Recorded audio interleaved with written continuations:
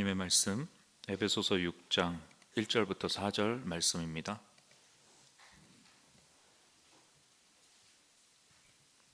에베소서 6장 1절부터 4절 말씀. 자녀들아, 주 안에서 너희 부모에게 순종하라. 이것이 옳으니라.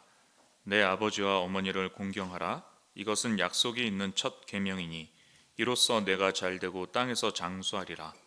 또 아비들아, 너희 자녀를 노엽게 하지 말고 오직 주의 교훈과 훈계로 양육하라. 아멘.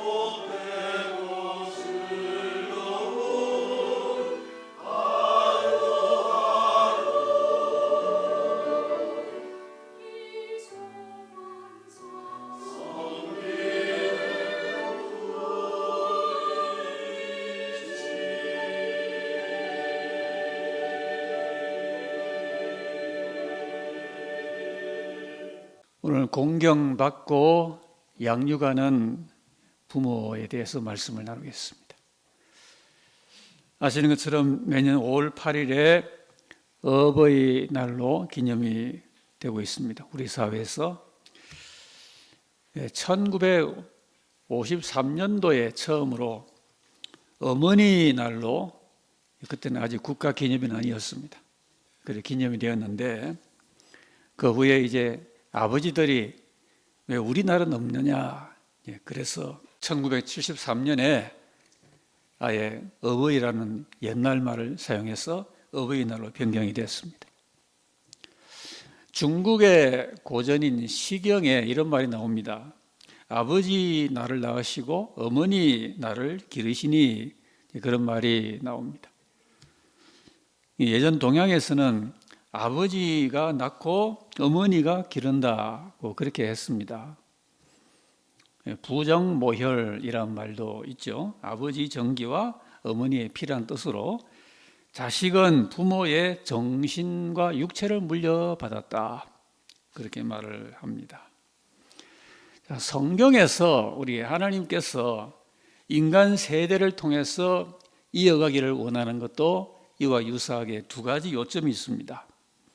생명과 또 하나는 양육이라는 것입니다. 또는 생명과 도리, 이 두 가지가 계승이 되어야 됩니다. 하나는 하드웨어고 하나는 소프트웨어라고 볼 수가 있습니다. 부부 두 사람이 이제 가정을 이루면은 우선 생명이 계승이 됩니다. 하드웨어라고 볼 수가 있습니다. 옛날에 조선시대 가정에서는 이 가문의 계승을 위해서는 많이 자녀를 낳아야 된다, 그런 것을 중요하게 생각했습니다. 특별히 왕실 가정이 그랬는데, 조선 태종은 무려 29명의 자녀를 두었다, 그런 말이 있죠. 그런데 가정에서 하드웨어만으로는 그 가문의 계승이 다 된다라고 볼 수가 없겠습니다. 더 중요한 것은 세대를 이어가는 하나의 인격적인 소프트웨어가 중요합니다. 그런데 이 가정의 소프트웨어라고 말하니까 그 가정에서 자녀들이 인류학교를 나오고 인류 직장을 다니고 이런 점들을 많이 생각을 합니다. 우리 성도들도 신방 중에 이런 기도 제목들이 이제 많이 있습니다. 필요합니다. 하나님께 이런 것들을 기도 제목으로 삼는 것은 필요한 것이죠. 그런데 학교와 직장이 아무리 좋다 하더라도 그것들은 세대의 계승에 필요는 하지만 충분하지를 못해요. 훨씬 더 중요한 두 곳이 있는데, 그것이 바로 하나는 교회요, 하나는 가정입니다. 근데 현대인들은 이 두 곳의 중요성을 점점 잊고 있습니다. 예수님께서 어느 날 사두개인들과 대화를 하시고 그들에게 그 질문을 답을 주실 때 이런 명답을 말씀하셨어요. 마태복음 22장 32절에 나는 아브라함의 하나님이요 이삭의 하나님이요 야곱의 하나님이로라 하신 것을 읽어보지 못했느냐. 하나님은 죽은 자의 하나님이 아니요 산 자의 하나님이시니라 그랬습니다. 아브라함과 이삭과 야곱은 창세기를 대표하는 족장들이죠. 근데 하나님께서 그들의 하나님이 되어주신 것은 죽은 자의 하나님이 아니고 산 자의 하나님이시기 때문이다. 그래서 아브라함과 이삭과 야곱은 하나님 앞에서 산자들이 되었던 그런 족장들로 이루어졌다, 그런 말씀입니다. 당시에 물론 훌륭한 족장들이 그들 외에도 있지 않았겠습니까? 그러나 이 믿음의 족장들은 하나님 앞에서 살아 있었어요.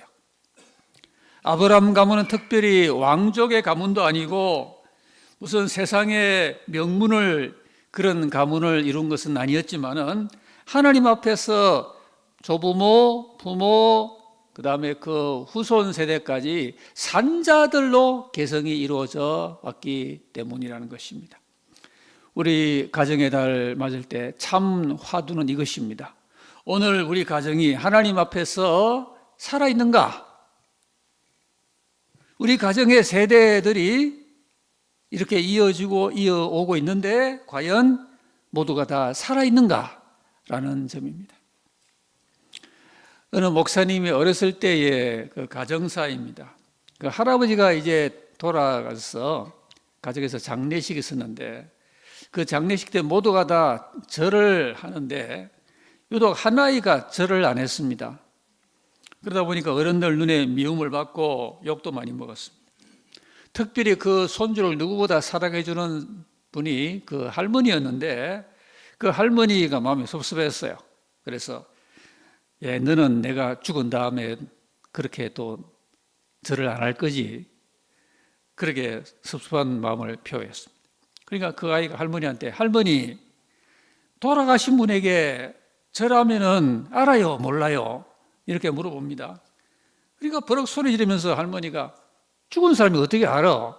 이렇게 답을 합니다. 그래서 제가 절을 안 하는 거라고. 살아계신다면 하루에도 10번 100번도 절을 하지만 마찬가지로 할머니가 돌아가셔도 저는 절을 안 할 거라고.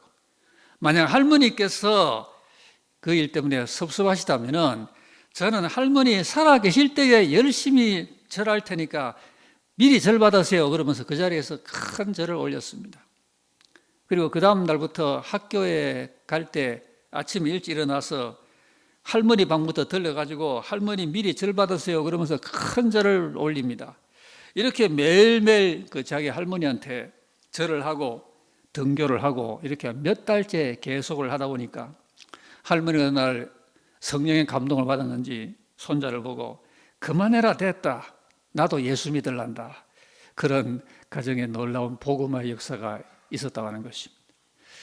그 가정은 아이가 살아있으니까 전도가 위로 올라갔어요.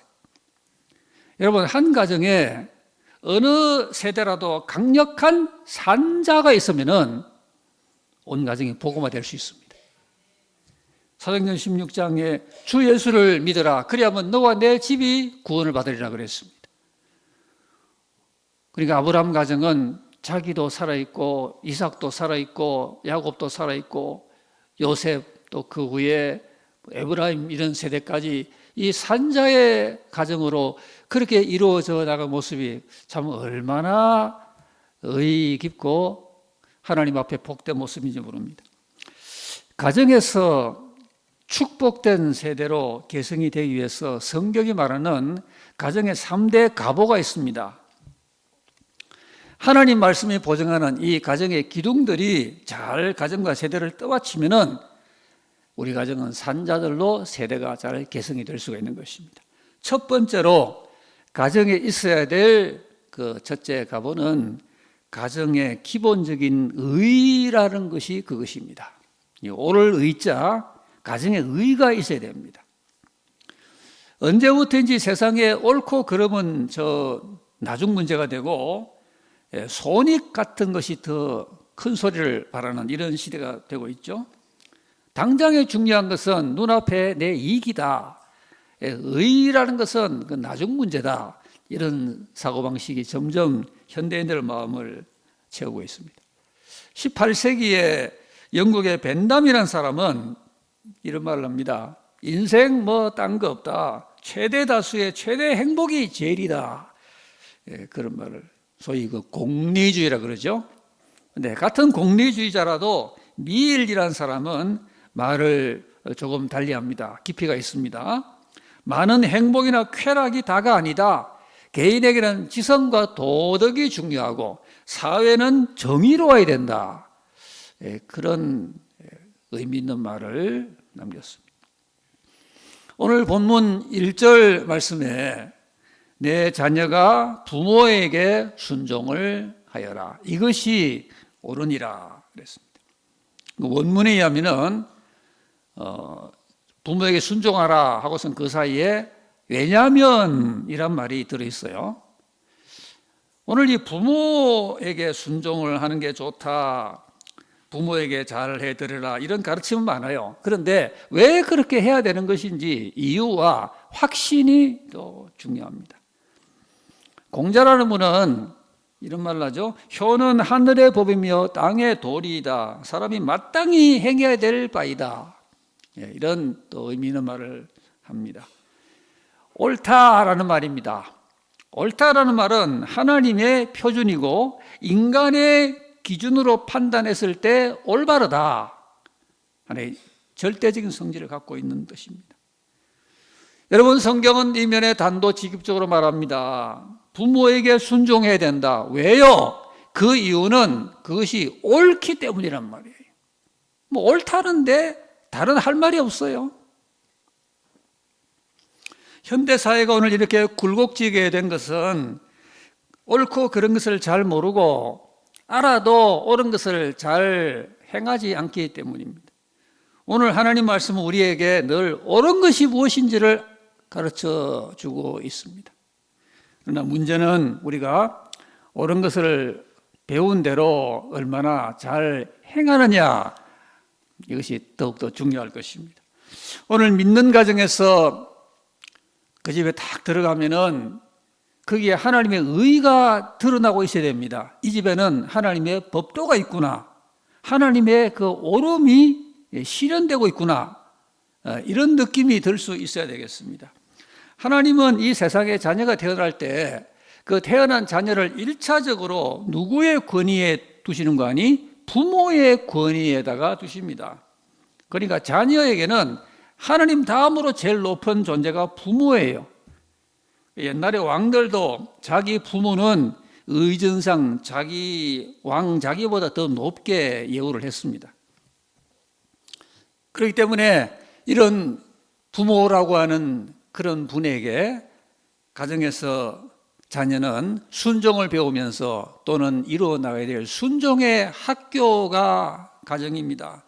부모에게 잘 순종하는 법을 배운 사람은 커서도 나라의 법 잘 지키고 국가 사회의 권위에 순복하고 질서도 지키고 이렇게 흠없게 살아가게 됩니다.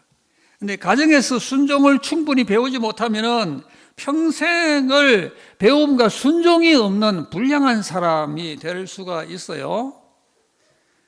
자녀가 부모보다 지식을 더 많이 배웠다고, 세상에서 경험 더 많이 했다고 부모를 경시한다면은, 그리고 부모가 무슨 말을 하면 업신여기고, 만약에 그런다면은 벌써 하나님의 의에서 떠나 있는 겁니다. 오늘 믿는 자녀가 부모에게 잘하는 것도 옳은 행실이기 때문에 의의 세마포 옷이라고는 하나님의 상을 받을 수가 있게 되는 것입니다. 그에게 걸어가서 빛나고 깨끗한 세마포를 입게 하셨은즉 세마포는 성도들의 옳은 행실이로다 그랬습니다. 오늘 우리 교회 믿는 가정이 참으로 하나님 앞에 살아있는 가정인지 우선 이 부모 순종이라는 점에서 우리가 이 시간에 점검할 수 있어야 되겠습니다. 가정에 있어야 될 첫 번째 가벌은 뭐니 해도 우리 가정의 기본적인 이 옳음, 이 하나님의 의가 우리 가정 구성원 사이에 분명히 존재해야 한다는 것입니다. 둘째는 하나님 앞에 약속 있는 가정이 되는 게 중요합니다. 여러분, 신혼부부가 새 가정 살기 위해서 필요한 것들을 장만을 하죠. 그 모든 걸 장만할 때 과연 무엇이 우리 가정에는 꼭 필요하다라고 하는 이 가치 판단이 따르게 됩니다. 과연 이 가정에 가장 필요하고 우리 미래를 보장하는 게 무엇일까요? 오늘 성경은 그 무엇보다 가치 있는 굽이 되어야 될 가정의 부하로서 약속이라는 것을 들고 있습니다. 사람과 사람 간에 참 중요한 게 약속입니다. 오늘 가정도 사람과 사람의 약속으로 출발하죠. 그런데 오늘 본문이 말하는 약속은 하나님의 약속이에요. 오늘 본문 2절 말씀 보니 이 부모의 공경을 말하고요. 부모를 공경하라. 그런데 이것은 약속이 있는 첫 계명이라. 놀라운 말을 주고 있습니다. 중요한 점이 이거예요. 하나님의 계명에 약속이 담겨 있다는 말입니다. 하나님의 계명은 마땅히 지켜야 되는데 그러나 하나님은 거기 더 나아가서 거기에 약속을 그 계명 속에 담아 주셨다라는 말입니다. 세상에도 많은 규칙들이 있어요. 명령들도 있고 윤리 강령들도 있습니다. 그러나 그것들 속에는 하나님의 약속이라는 건 없어요. 그저 세상의 그런 법규들을 윤리 강령을 지키면은 좋다, 아름답다, 합당하다, 그런 정도입니다. 옛날에 우리 조선시대에도 효석이 지극한 사람이 있으면 왕이 직접 마을 입구에다가 정려문이라는 것을 세워줬다 그럽니다. 또 이 효행이나 충절을 잘 실천한 사람에게는 세금을 면해주는 면세 혜택을 주기도 하고 벼슬의 포상이 약속되기도 했다 그럽니다. 근데 성경에 나오는 하나님의 약속은 차원이 다릅니다. 그래서 오늘 하나님께서 이 계명을, 부모 공경의 계명을 주시면서 약속을 의시로 주셨어요. 근데 10계명의 이 5계명 전에 사실 2계명에서 약속이 있죠. 신명기 5장에 보면은 하나님 이렇게 약속을 했습니다. 나를 미워하는 자의 죄를 갚되 아비로부터 아들에게로 3, 4대까지 이르게 하고, 하나님을 미워하면은 그 죄를 3대, 4대까지 하나님이 가게 하고, 그 다음에 반면에 하나님을 사랑하고 그 계명을 지키는 자에게는 1000대까지 은혜를 베푼다. 악을 행하면은 3, 4대까지, 의를 행하면은 1000대까지 좋은 일이 이어지게 하신다. 신명기 5장 9절로 10절에 하나님 말씀입니다. 근데 이 부분은 10계명에서 인간과 하나님과의 관계를 말하는 대신관계 계명이에요. 그런데 5계명은 이제 인간들 간의 대인관계를 규정하는 그 6가지 가운데 처음 나오는 계명이죠. 그리고는 약속이 담겨 있는 거예요. 오늘 본문 3절 말씀에 어떤 약속이 있나요? 이로써 내가 잘되고 땅에서 장수하리라, 이 복을 다 받으시기를 기원합니다. 하나님의 약속이에요. 이 명령을 주신 분도 하나님, 이 약속을 주신 분도 하나님, 이 명령을 잘 지키는 자에게 약속을 이루어서 하나님의 그 언약대로 잘 되게 하고, 잘 된다 말은 만사 형통이죠. 그 다음에 땅에서 장수하리라. 장수하려면 건강해야 되겠죠. 건강이 포함된 약속이에요. 잘되고 장수하는 이 복이 부모 공경 잘하는 자녀 후손에게 하나님이 친히 약속하신 복된 언약이란 말입니다. 여러분, 각 가정에 이 하나님 약속이 어떤 갑오보다도 귀하고 소중합니다. 오늘 이 약속이 우리 가정을 살아있게 하는 것입니다.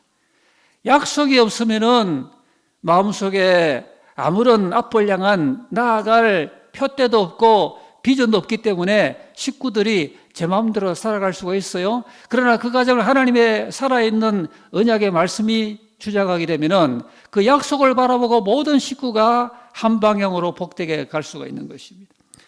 족장 아브라함과 이삭과 야곱의 가정이 하나님 앞에 명문 가정이 된 것도 그 가문이 왕가도 아니고 문벌 좋은 가정도 아니고 돈 많은 거부 가정이 아니지만은 하나님의 약속이 기업이 된, 약속을 황금보다 더 귀한 그 가정의 유업으로 삼는 그런 가문이었기 때문입니다. 야곱이 이제 말년에 요셉의 두 아들 에브라임과 므낫세를 축복을 합니다. 그러면서 아브라함 이 가문의 약속을 붙들고 하나님께 복을 빌어요. 창세기 48장에 보면은 내 조부 아브라함과 그리고 아버지 이삭이 섬기던 하나님, 나의 출생으로부터 지금까지 나를 기르신 하나님, 나를 모든 환난에서 건지신 여호와의 사자께서 이 아이들에게, 즉 에브라임과 므낫세에게 복을 주시고 이들로 내 이름과 조상 아브라함과 이삭의 이름으로 칭하게 하여 주옵시고 이들이 세상에서 번성하게 되기를 원하나이다. 바로 야곱은 그 가문의 언약을 붙들고 이 가문에 주신 약속 가운데 하나님의 모든 축복된 내용이 들어있다는 걸 믿고 하나님께서 일찍이 아브라함에게 이삭에게 주신 그 언약을 이루어 달라고 하나님께 기원하면서 복을 빌고 있는 것입니다. 무려 아브라함부터 5세대에 걸친 약속이 그 가정을 이어가는 유업이 되었습니다. 여러분, 가정에서 아이 때부터 하나님의 약속이 귀한 줄 알고 그 약속을 바라보고 사는 그런 자녀가 되게 만들면은 그런 아이는 평생을 기도하는 사람이 됩니다. 하나님의 약속을 이루는 생애를 귀하게 살게 될 뿐 아니고 하나님께서 그와 늘 동행하는 가운데 그 모든 가문의 세대가 산자가 될 수가 있다라는 말입니다. 하나님께서 오늘도 우리에게 약속과 더불어 바로 이 계명을 주셔요. 우리는 계명을 계명으로 받고 순종하면서 그 속에 덤 이상으로 주어진 하나님의 언약을 우리 가정의 최고의 보배로 삼고 그 약속을 우리 당대에 이룰 만큼 이루고 후대에 또 이룰 만큼 이루고 하나님의 그 언약의 축복이 주의 날까지 가정 세대를 이루어갈 수 있도록 우리가 그 약속의 모든 우리 온 가정의 희망과 꿈을 두는 겁니다. 내 아버지와 어머니를 공경하라. 계명이에요. 여러분, 이 공경하라는 이 말은 요한복음 보면은 예수님께서 내 아버지를 공경하라, 그리고 예수님 자신을 공경하라는 말과 똑같은 원어 단어를 쓰고 있는 그 단어가 이 공경하라는 단어예요. 우리가 하나님의 아버지를 공경하는 마음으로 아들 예수님을 공경하고 그 마음으로 부모를 같은 단어니까 공경해야 한다는 뜻을 갖고 있어요. 공경이 되어야 순종이 됩니다. 자녀가 어디 가다가 부모에게 공경하는 마음을 잃어버리면은 공경이 안 되는데 어떻게 순종이 되겠어요? 오늘 이 부모 공경에 이런 축복된 약속이 들어있다는 것은 역으로 말하면요, 부모 공경을 안 하면은 복을 잃어버리고 도리어 하나님 앞에 징벌감이 된다는 걸 말해주고 있습니다. 여러분, 유대인들은 예수님 당시에 아주 안 좋은 악습이 하나 있었어요. 고르반이라고 하는 그런 제도인데 교묘하게 이 고르반 이런 소리 하면서 부모 공경을 외면한 거예요.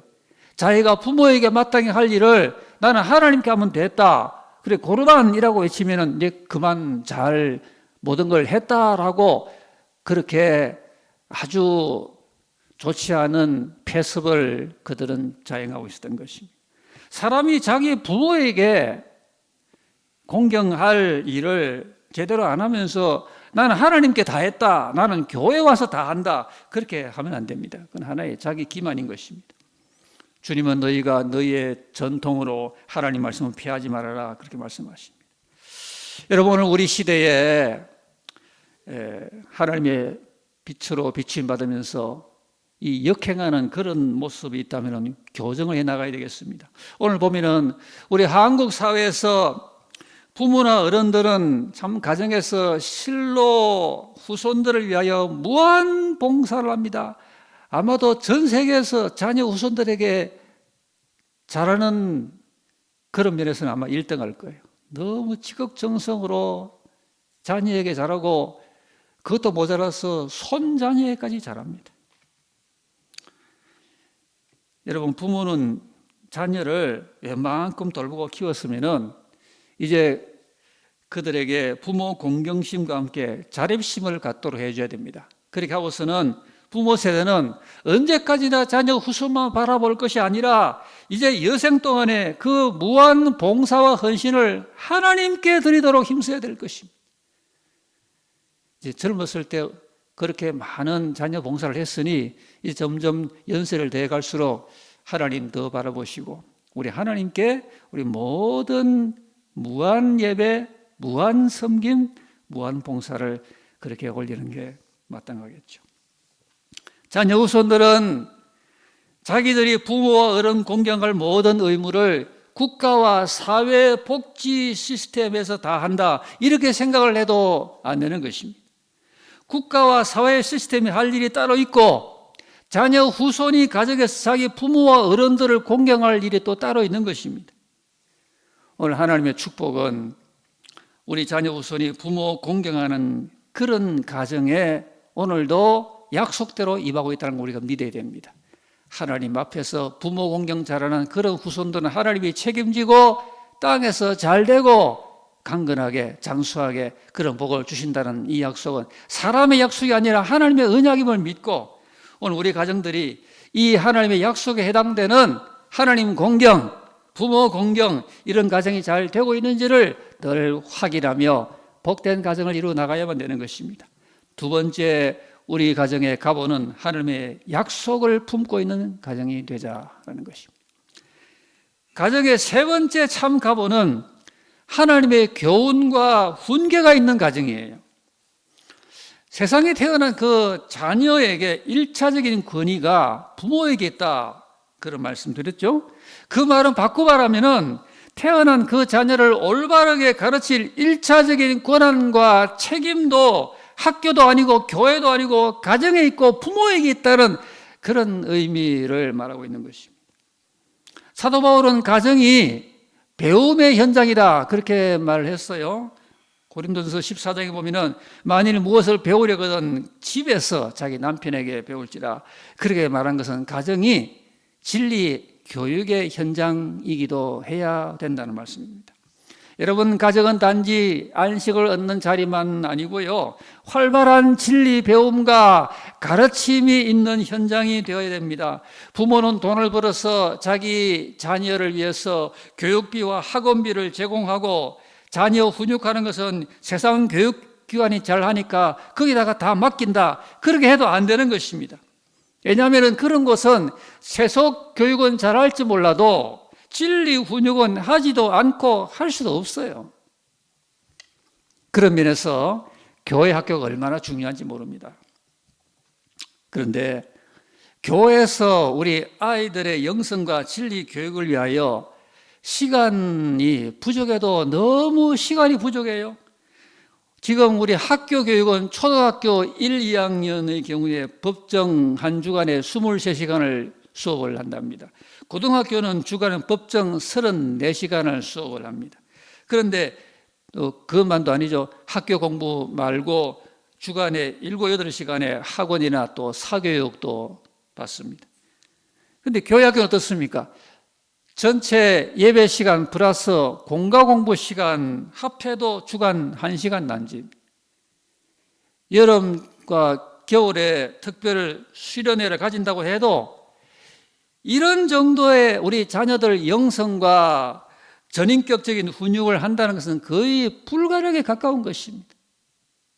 참으로 그 영혼을 살려주는 것인데, 사람의 몸보다 더 중요한 게 영혼인데, 이 영혼과 삶을 올바르게 영혼이 복되게 인도하는 진리 훈육이 이렇게 우리가 너무 제한된 상황 가운데서 베풀어지고 있는 것입니다.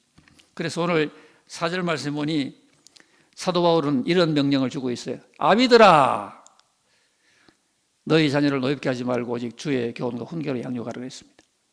누구에게 이 명령이 주어지고 있어요? 각 가정의 아버지들에게 진리 훈육의 명령이 하나님으로부터 주어지고 있습니다. 우리 교회, 우리 성도님들 가정에 아버지들이 이런 가정에서 진리 훈육을 잘 하고 계신가요? 또 아버지만 아니고 할아버지들, 이런 가정의 할아버지, 아버지 된 분들에게 오늘 이 일을 하라고 오늘 사도 바울이 바로 명령을 주고 있는 거예요. 아비들아, 너희 자녀를 잘 교육해라. 여러분, 우리가 가정에서 이것을 주님의 중한 명령으로 받아야 되겠습니다. 지상명령에 모든 족속으로 제자를 삼아서 진리를 가르쳐 지키게 하라고 그렇게 명령했는데, 그 명령을 각 가정의 부모들에게 주시는 지상명령과도 같이 우리가 받아야 되겠어요. 세상이 잘 못하니까, 교회 학교도 너무 시간이 제한되니까 사도 바울이 그렇게 말한 거예요. 아비들아, 너희들이 해라. 각 가정의 할아버지 된 그런 분들도 그렇게 하시라고 한 겁니다. 잠언서 22장 6절에 마땅히 행할 길을 아이에게 가르쳐라. 그러면 늙어도 그것을 떠나지 않으리라 그랬고요. 이스라엘의 교육의 핵심인 그 쉐바 명령을 담고 있는 신명기서에도 내 자녀에게 부지런히 가르치고 집에 앉았을 때든지 길에 행할 때든지 누웠을 때든지 일어날 때든지 이 말씀을 강론하라. 야, 정말 이스라엘에 주어진 이 쉐마의 교육 명령은 대단한 겁니다. 집에서 있거나 길을 갈 때이거나 또는 밤에 이제 잠자리에 누웠을 때이거나 아니면 일어날 때이거나 눈에 어디서나 하나님 말씀의 그 교훈들이 보이도록 그런 교육적인 상황을 만들어 놓고 부지런히 이 말씀을 강론하라는 이 명령을 누구에 주고 있나요? 내 자녀에게 하라. 부모에게 이런 명령이 하나님 앞에서 주어지고 있는 것입니다. 너희 자녀를 노엽게 하지 말라라는 이 말씀은요, 부모와 어른이 자녀 후손 앞에 흠없는 본이 되어라 라는 교훈을 주는 것입니다. 가정에서 부모 세대가 진리의 은행을 하지 못하고 속되고 치우친 말을 하면은 듣는 자녀에게 영적 권위가 무너집니다. 그러면 아무 가정 교육이 이루어질 수가 없습니다.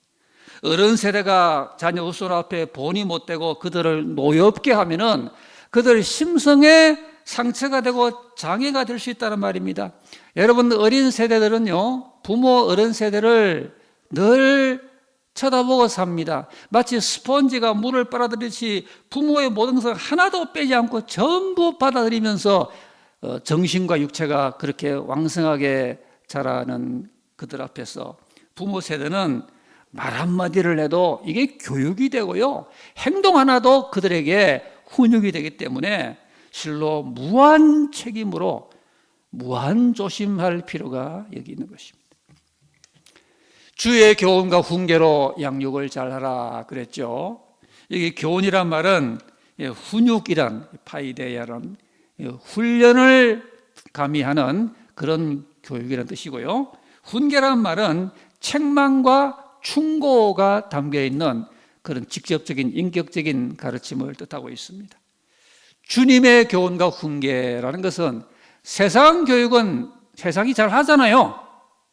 그러니까 우리가 세상 교육이 못하는 참교육을, 요즘 참교육 그렇게 말하지만 성경을 제쳐놓고 무슨 참교육이 있나요? 결국 이 말씀은요, 우리 부모 세대가 성경을 가지고 자녀의 인격과 영성을 교육하고 훈련케 하라고 하는 말씀입니다. 사도 바울은 디모데를 지켜보면서 디모데 전후서를 기록을 합니다. 디모데가 어려서부터 그 가정 세대에게 훈련을 잘 받아온 그런 경건한 훈육의 세대임을 바울은 알고 있었습니다. 그래서 디모데 속에 거짓이 없는 믿음이 있다는 걸 발견을 했어요. 그런데 그 믿음이 어디서 왔는가?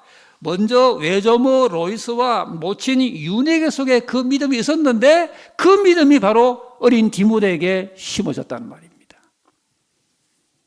그러면 믿음을 심어주는 아주 중요한 그 하나의 모종과 같은 것은 부모 세대입니다. 그 가정의 성경 교육이 디모데에게 구원에 이르는 지혜를 가지게 했고요, 하나님의 사람으로 온전하게 하며 모든 선한 일을 행하기에 온전케 하였다. 이게 성경 교육이 이토록 중요하다. 이 성경 교육을 가정에서 부모가 자녀에게 시행을 하여야 한다라고 말씀하는 겁니다. 여러분, 유명한 존 웨슬리의 어머니가 수산나 웨슬리라는 분이죠. 무려 19명의 자녀를 낳았는데 한 절반쯤 자녀가 성년이 되기 전에 죽었고요. 그리고 이 10명이 이제 성인이 될 때까지 살아남았습니다.